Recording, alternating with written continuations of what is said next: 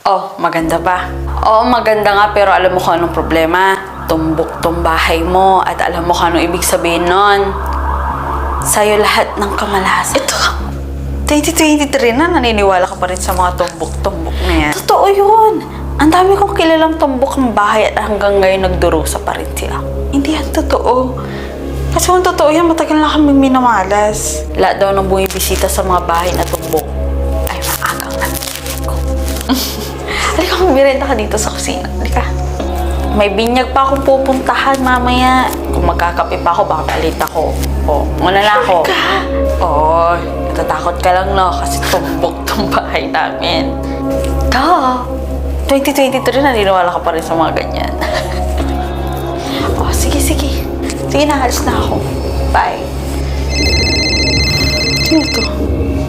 Hello? Bakit ho?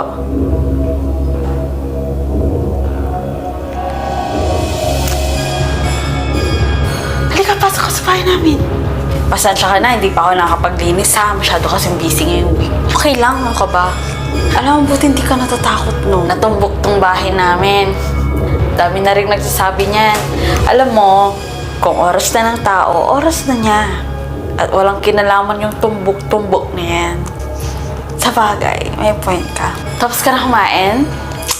Tapos mauna na rin ako ha, kasi alam mo naman, bawal akong gabihin. Mag-iingat ka ha. Mamaya ma-aksidente ka pa. Masisipa tong bahay namin. Sige na. Sige. Ingat. Bye-bye.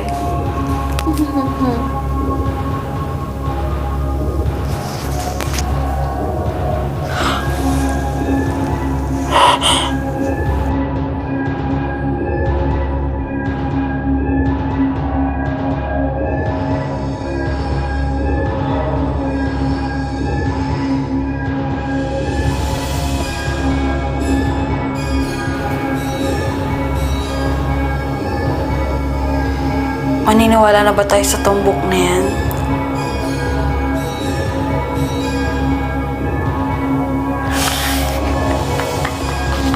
O anong balita sa kulto-kulto na yan?